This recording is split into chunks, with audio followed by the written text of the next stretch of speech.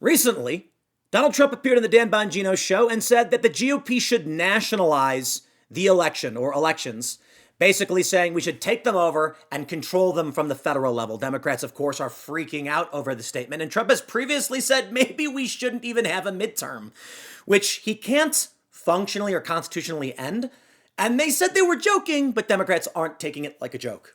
Of course, we've had Republicans and Democrats both say this is civil war, as well as high-profile, prominent billionaires saying, guys, it's happening.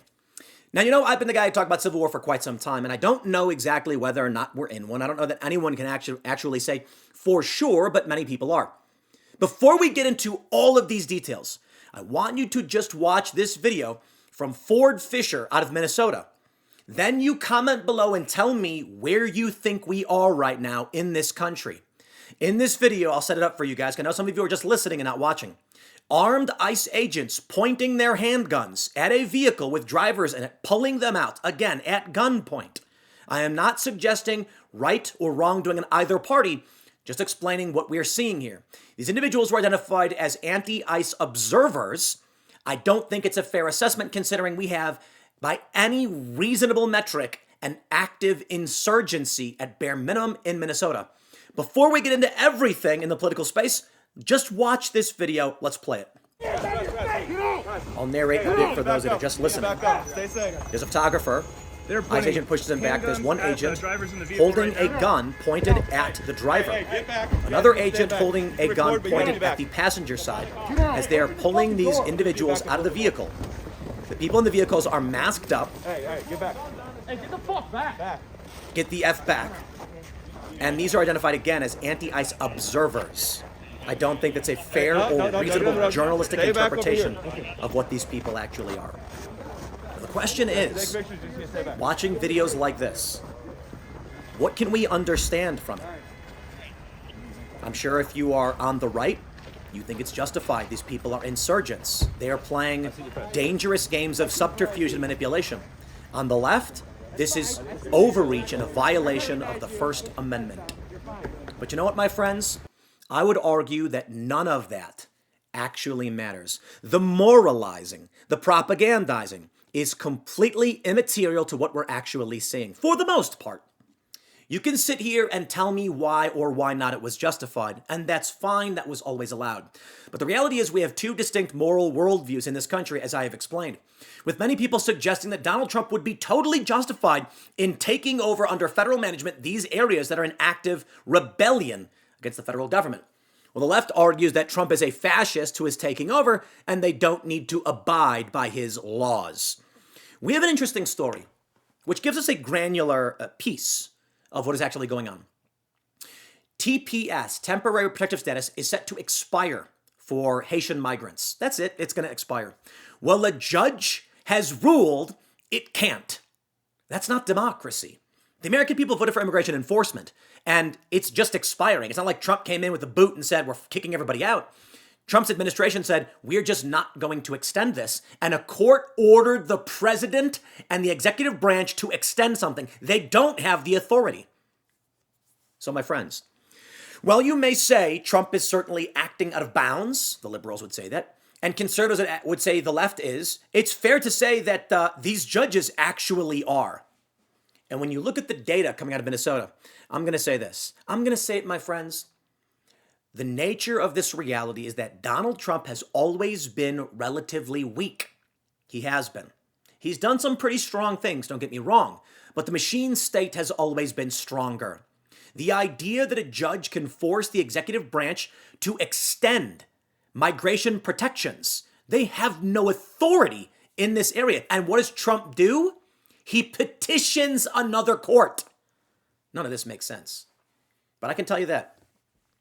The rule of law is being ripped apart, or I should say democracy, by liberal institutions and this liberal moral worldview. With some pointing out that this judge who issued this ruling's not even from this country. Now again, you may say, Tim, who cares? What does that matter? The liberals might argue. That's fine. I'm telling you. The right is going to push back saying, we can't have people born in other countries come here and then mandate non-citizens be allowed temporary protected status extensions when the president hasn't authorized it. Now, I want to read for you this story from the New York Times about Trump calling for the nationalization of elections, as well as currently happening with this insurgency. Before we do, my friends, as we always do with our post-apocalyptic dystopia, we promote coffee. The world may be ending, but you can still get a great cup of joe from castbrew.com. Our latest Rum Runners Roast. It's a Highlander's grog, a buttery rum flavor. It's quite delicious, I might add. But don't forget, if you go to the ground coffee or whole bean, you can see we've got a big selection of delicious coffees. You got your decaf, you got your unwoken Sleepy Joe, but we've got Boston cream, we call it American cream. We got birthday cake, s'mores. We got Irish cream. We've got gingerbread. And then you got your standards, your French roasts, your Appalachian Nights. I recommend it. Go to castbrew.com, support the show, and don't forget, go to timcast.com, click join us, and get in that Discord server. Community is everything, my friends. And we've got an active community of tens of thousands of people that hang out every single day, and they want to hear from you. Debate, argue, network. It's how we build companies, it's how we build civilization, and it's how we defend our views and our way of life. So again, timcast.com, click join us. Hang out, man. We're waiting for you. Here's the news from the New York Times. Trump, in an escalation, calls for Republicans to nationalize elections. The comments made on a conservative podcast follow a string of moves from his administration to try to exert more control over American elections. Now, Trump has made comments before, and some people say he's just joking, while others say these are trial balloons. When Trump comes out and says we should nationalize the election, if someone then says that's overreach, you can't do that, he can say, I was just joking around, as he said with not having midterm elections. Now, he may just be joking around. I can't read his mind. But therein lies the bifurcation in worldview. The left says he's launching trial balloons. The right says he's goofing off. The New York Times reports President Trump called in a new interview for the Republican Party to nationalize voting in the United States, an aggressive rhetorical step that was likely to raise new worries about his administration's efforts to involve itself in election matters. During an extended monologue about immigration on a podcast, released on Monday by Dan Bongino. Let me just pause real quick. It was a live show, guys. His former deputy FBI director, Trump called for Republican officials to take over voting procedures in 15 states, though he didn't name them. The Republicans should say, we want to take over. We should take over the voting. The voting in at least 15 places, the Republicans ought to nationalize the voting. Under the Constitution, American elections are governed primarily by state law, leading to a decentralized process in which voting is administered by county and municipal officials in thousands of precincts across the country. Mr. Trump, however, has long been fixated on the false claims these elections are rife with fraud and that Democrats are perpetrating a vast conspiracy to have undocumented immigrants vote and lift the party's turnout. Now, if the New York Times were honest actors, they can tell you the truth, for which I can tell you right now. You see, the issue is not that illegal immigrants are voting, though Trump and others may say that because they don't genuinely understand what is actually happening. Well, over the past few years, many people have gotten wise to the fact that illegal immigrants are counted in the census, which gives Democrat sanctuary jurisdictions bonus congressional seats and electoral college votes. As most of you know, individuals don't vote for the president, you vote for electors. The electors then vote for the president. So what happens? If California has 1 million undocumented immigrants, see, I'm being nice, I call them undocumented, they're going to get an extra congressional seat and vote in the Electoral College, which means it doesn't matter if the individual illegal immigrant actually goes to vote, which sometimes it happens, sure. All that matters is at the state level, they've taken that power. And that's something important that should be discussed. Now, on top of that, as they bring up that it's a decentralized process where the localities have their votes, let me explain something to you guys. Texas v. Pennsylvania, which never got answered because our Supreme Court, it's a bunch of pathetic cowards, save Alito and Thomas, refused to answer the question if state judiciaries and executives have the authority under the Constitution to unilaterally change the election in these states. The answer is they don't. The Constitution affords that to state legislatures, and they did not change these rules in 2020. The judges and the governors did. And that effectively tainted the results, not through fraud, but through unconstitutional amendments, I suppose, by unilateral authorities or judges outside the legislative branch of those states. So you want to call it decentralized? Well, It's your fault, Democrats, that we're in this position, and I warned this would literally happen. Not because I'm a psychic, because it's patently obvious. If you allow states to violate the Constitution, you end up here. The New York Times goes on. Mr. Trump's remarkable call for a political party to seize the mechanisms of voting following a string of moves from his administration to try to exert more control over American elections, as he and his allies continue to make false claims about 2020. Last week, FBI agents seized ballots and other voting records from the 2020 election in Fulton County, Georgia, where his allies have for years pursued false claims of election fraud. The New York Times reported on Monday that Mr. Trump had spoken on the phone to FBI agents involved in the Fulton County raid, praising and thanking them. The Justice Department, which has been newly politicized under Mr. Trump, is demanding that numerous states, including Minnesota, turn over their full voter rolls as the Trump administration tries to build a national voter file. In March, Mr. Trump signed an executive order that tried to make significant changes to the electoral process, including requiring documentary proof of citizenship and demanding that all mailed ballots be received by the time the polls close on Election Day. But that effort has largely been rebuffed by courts. On social media, Mr. Trump has pushed for even more drastic changes in August. He wrote that he wanted to end the use of mail-in ballots and potentially the use of voting machines. The president's claims of election fraud have been debunked over and over, both by independent reviews and Republican officials. A review of the 2024 election by the Trump admin that began last year had found little evidence of widespread voting fraud by non-citizens as of last month. Now, let me just point something out that's very fascinating. It doesn't matter what side of the aisle you're on. They say Trump has pushed for even more drastic changes, ending mail-in ballots and potentially the use of voting machines. Universal mail-in ballots are new since the COVID era. That was the problem in Pennsylvania, the crux of the lawsuit. They wanted universal mail-in votes in violation of their own state constitution. They never amended their constitution nor followed their own laws to make this happen. So to call it a drastic change now shows you the extent they are willing to go. I'm not going to cut Trump any slack on saying nationalize the election, but I'm at least going to tell you why. Both sides are making moves they feel are justified. The left's argument, in my opinion, is founded largely in hyperbole and partisan ideology that Trump is a fascist and an existential threat, justifying their use of force to go after his lawyers, which is insane. Trump, on the other hand, is arguing that what Democrats have done warrants the nationalization. You choose. I'm not going to tell you which side to be on. You know where I stand. From CNN, here's where it gets fun. No, Trump can't cancel the midterms. He's doing this instead. Oh yeah, what's he doing? Well, they're not telling you what he's doing. They're basically just saying he's joking about ending the elections or unconstitutional third terms or whatever. This is largely CNN's waste of time article that doesn't actually address anything. The point is, the conversation is here. Democrats and Republicans are escalating the rhetoric, and it's come to this point. Presidents do not have the power to delay or cancel. Okay, let's talk about that.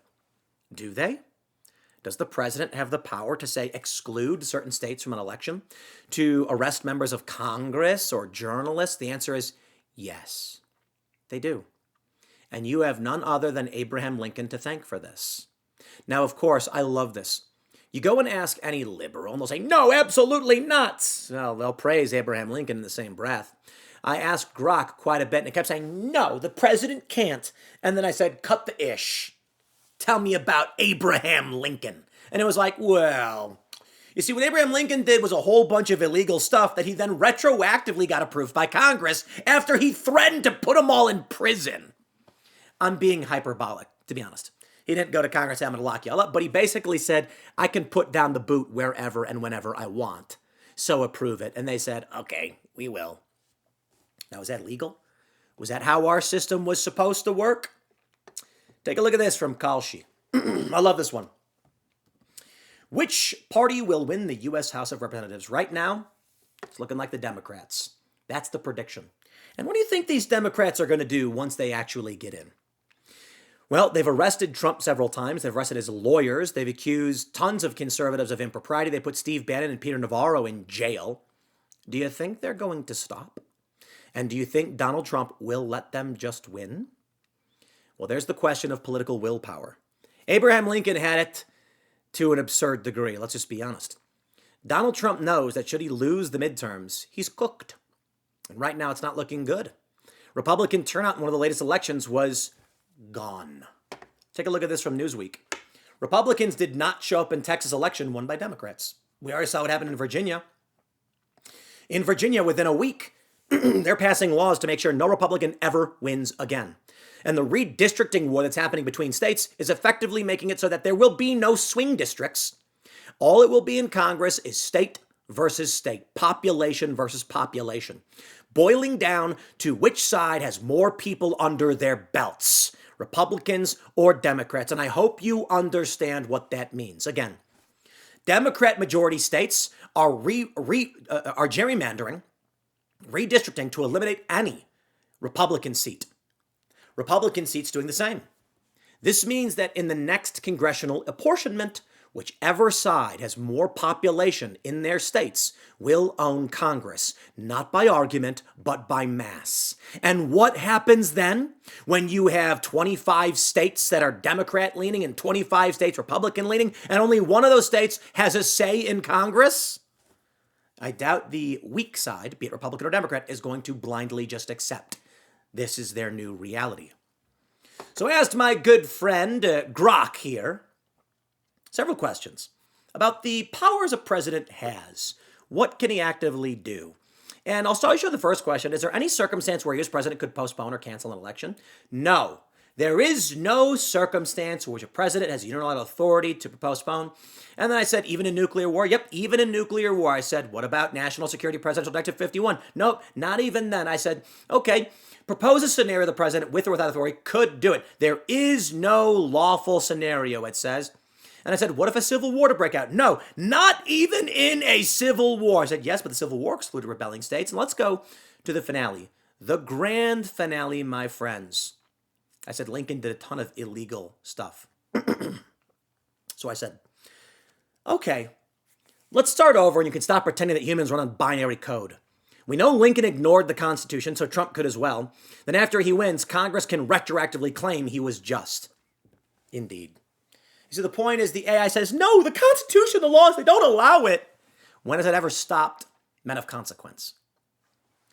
Fair point, Tim. Politics ain't a clean binary system. It's messy, driven by power, crises, and what people and institutions will stomach. Lincoln absolutely pushed and arguably broke constitutional limits. Arguably? Suspending habeas corpus is not a power the president has. Now he does because Abraham Lincoln set precedent. Habeas corpus suspension. Listen to this. Right after Fort Sumter in 1861, Lincoln unilaterally suspended the writ of habeas corpus along key routes to detain suspected rebels without trial. This led to thousands of arrests, including civilians. Chief Justice Taney ruled it unconstitutional in Ex parte Merriman, 1861, saying only Congress could suspend it under Article 1, Section 9. Lincoln basically ignored Taney, kept doing it, and expanded it nationwide.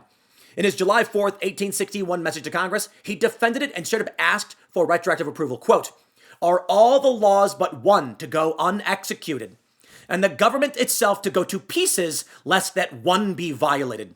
Congress obliged with the Habeas Corpus Suspension Act of 1863, which not only authorized future suspensions, but indemnified, protected from lawsuits, Lincoln and his team from past ones.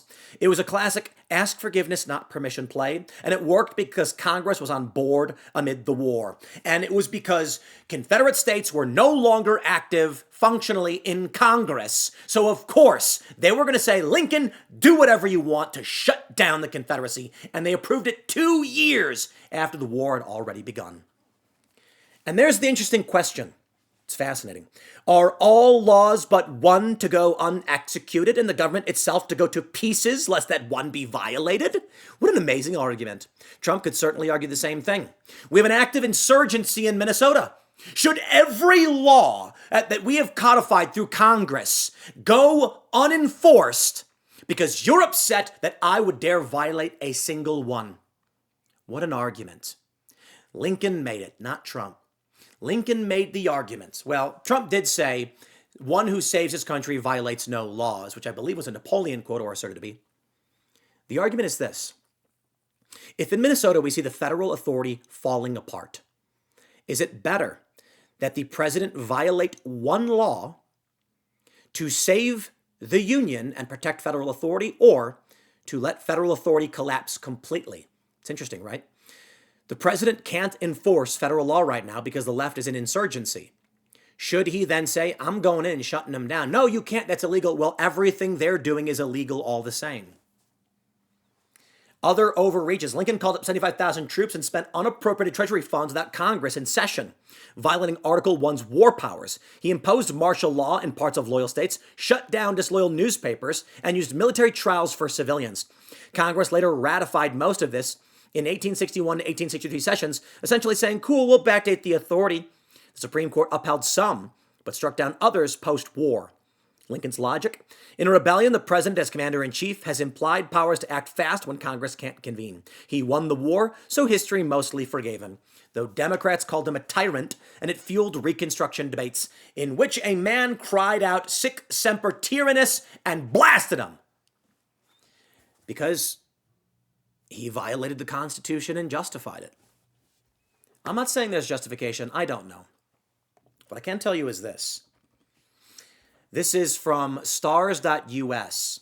Military intelligence officers warn Minneapolis is an organized insurgency. The Soro Pyramid, Special Operations Research Office, Special Warfare Center at Fort Bragg. Eric Schwalm, retired Green Beret, writes, is a former Special Forces warrant officer with multiple rotations running counterinsurgency ops, both hunting insurgents and trying to separate them from sympathetic populations. I've seen organized resistance up close. From Anbar to Hellman, the pattern is familiar. Spotters, cutouts, dead drops, disciplined comms, role specialization, and a willingness to absorb casualties while bleeding the stronger force slowly. What's unfolding in Minneapolis right now isn't a protest. It's a low-level insurgency infrastructure built by people who've clearly studied the playbook. Signal groups at 1,000-member cap per zone, dedicated roles, mobile chasers, plate checkers, logging vehicle data, salute-style reporting, daily chat rotations, vetting process for new joiners, mutual aid from sympathetic locals, home-based coordination points, rapid escalation. I think I got some videos for you. How about this one? This is from Wall Street Apes. A Minnesota resident was trying to go to a new burger joint. They were stopped by insurgent border patrol. I have no other means of describing what this is. Oh, well, that I don't know. You go through, you're good. Can I drive? I got a red light. So now we need permission to drive from these people? Can you back up slightly and go right? Yeah, I could. If you leave, I'll go right. Cleared. We ran your plates. Thank you. Now they're letting him through. Thank you, he says. Thank you. This is how you get oppression. No one is stopping these people. Sooner or later, people will begin to recognize that they bow to them and not the police. The monopoly on force dictates. So let me say it like this. If you are in Minnesota, you don't fear the police. People are committing crimes and getting away with it. Prisoners, criminals, they're being released from these jails across the country. Along comes this de facto authority blocking roadways and threatening you with violence for which they will not be prosecuted. Who do you fear? This regular person driving their car to a burger joint said, thank you. Because that's the true authority now, and they know it. Choose your battles, they say in their mind, and they've chosen not to engage in this one. How much longer until these people have uniforms? They're already wearing vests. How much longer until they set up new checkpoints? How much longer until the government basically bends the knee? This is how all insurgencies and civil wars go. A new partisan group, it's like the Nazis. Not to cite Godwin's law, but it is. A partisan group takes up arms, gets violent, and eventually the local government says, you're in charge. And then a political party becomes government, and that's what we are watching happen right here. How about this one? North Central High School in Indianapolis staged an ICE walkout. Here you go, watch this. You don't need the stupid music. It's not really a walkout. It's just people saying, I ain't going to school. And they're running around, jumping on vehicles. There's so much more that's been happening. The smashing of windows, just the recklessness. Now here's where it's interesting. Polls deliver clear verdict. Americans back Trump's deportation agenda and reject anti-ICE politics. We got this one, Clay Travis. 83% of Americans favor requiring voter IDs. The American people are with Nicki Minaj, because what are we talking about here? So take a look here. Favor voter ID to vote. Look, I got all this polling on the screen going back since 2018. You'll notice on all of it, it's all north of 75%, 76%, 76%, 76%, 81%, and then 83% in the last year of Americans agree with Nicki Minaj. They favor photo ID to be able to vote. What about by party? What's the party breakdown? Yeah, normally you might expect, hey, there'd be a big divide by party with Republicans really for it and Democrats really against it. But not really here. I mean, just take a look here. Favorite photo ID to vote. You got 95% of Republicans, pretty much all of them, but even 71% of Democrats favor photo ID to vote. So again, Nicki Minaj posting that on X, and what you see is that the American people, actually, it's not really all that controversial. The American people are with Nicki Minaj, whether they are Republican or even if they are Democrats. We're talking about 7 in 10 Democrats agreeing with Nicki Minaj that you, in fact, should show a voter ID to vote. Now you may be saying, Tim, that sounds like a good thing. I mean, it sounds here like Democrats and Republicans agree on securing our elections. I bring that up, sure, we can assess it as such. But this video right here, I think, then rebuffs. You see, the reality is that even if you're a Democrat, even if you're a moderate, whatever you might vote, when it comes time to stare down a crowd of people masked up and with weapons, people just say, leave me alone. And that can be the far left insurgents, and that could be ICE. As I showed you from the first video, where the ICE agents come with guns pointed at these individuals, you have conflict. Let me just make sure you recognize what that video was and why I wanted to show you. Uniformed ICE agents with guns detaining anti-ICE insurgents. It's not you. It's not a regular American. It's partisan groups fighting the federal government and the federal government taking action. These are not observers. These are partisans. This is partisan conflict. I believe that it is very likely we will see more. Now, the one thing I can say is Republicans apparently are raking it in, generating lots in revenue right before the midterms are about to come. That Tom Cruise leaving London is indicative of the left, but that's for a later segment. But we do have all that pulled up. This is where I was bringing those together. I wasn't actually, I'll just let you guys know. The Tom Cruise stuff was maybe I was going to attach to the end of this. It is London, that's why. But it's because I bring up this. This is a story from August 25th. Congress is investigating allegations that D.C. police manipulated crime data. And this is where it all comes to a head. What we've seen is that Democrats have been releasing criminals. Regular people believe the police won't come and help you, and even if someone is arrested, they'll be released right away. So what is happening? The government's monopoly on violence is being ripped to shreds intentionally by Democrat politicians. Cops complain they can't actually arrest anybody. CBP complains they can't actually arrest these illegal immigrants. Even today, they still complain quite a bit. So what happens? When the regular American recognizes the police will do nothing, then they walk down the street and see Antifa, they say, I know who threatens me. And the police will do nothing. In fact, the police will likely protect the far left extremists. But the extremists will kill you on the spot. They'll bash your car up and no one will do anything about it. So I envision a couple different scenarios watching all of this. With this, sooner or later someone says no. And then what happens when a guy shows up and he says, get the F out of my way? And they say no. And what happens when that man is armed? Sooner or later, someone says no. What happens if someone just plows through their blockade and just shatters it to pieces, hitting people? I don't think we're heading in a good place. Because let me say it like this. We're already at the point where 6 years ago, the left were blocking vehicles, and then people would speed through, hitting some of these people, not running them over or anything, but they'd hit them out of the way. And you'd hear the left then say, arrest them for a hit and run. And it started to happen. People would get charged. And then laws got passed in some of these red states saying, if you intentionally block a roadway and surround a vehicle, they can flee and they are not responsible for what happens to you. And so now we've seen many of these far leftists get hit by cars, and the drivers have not been charged. There's one video where a driver's at a school and someone jumps in front of an SUV and they try to flee, hit the person who falls over, and they scream hit and run. Nothing's happened as far as I can tell. Nobody cares. No one's going to track down this SUV except for the leftists. And depending on the jurisdiction, you may or may not get action. So what happens next? So long as they keep doing things like this, maybe Minnesota falls. Trump is too weak to actually deal with it. ICE is going out, just basically creating favorable propaganda for leftist recruitment, not actually solving the problem. They've been too weak. And then vigilantes show up. As much as these far leftists can do what they're doing, right-wingers can do all the same if they choose. Now, we've seen what happens to Proud Boys and Patriot Prayer and these people who stand up to Antifa. But the times they are a-changing. They are absolutely a-changing. And now the right is starting to understand the tactics of the left. And the mistake the Proud Boys made was not wearing a mask. But now ICE is. So what happens when a guy gets a vehicle with no plates, wears a mask, and rams through these people? Or shows up with a gun?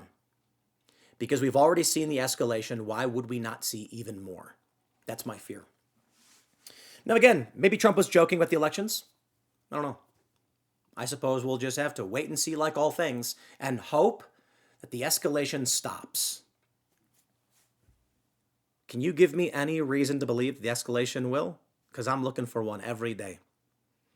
You know, the one thing I've talked about with some friends is that we want to bring some humor back. And these morning shows that I do, they're always a bit dark. So I've been talking to the crew. I said, IRL, the Hangouts, it needs to be more fun. You know, I can be dire when I do segments like this and talk about the seriousness of what's going on. But at least when we're hanging out with the boys and the ladies for Timcast IRL, we should be laughing a bit more. Maybe we can try and calm things down. I just hate to be the bearer of bad news, but I think any reasonable person would recognize that it's very difficult to do. Smash the like button, share the show, subscribe. Thanks for hanging out. We got more videos coming up for you throughout the day, and we will see you all in the next segment.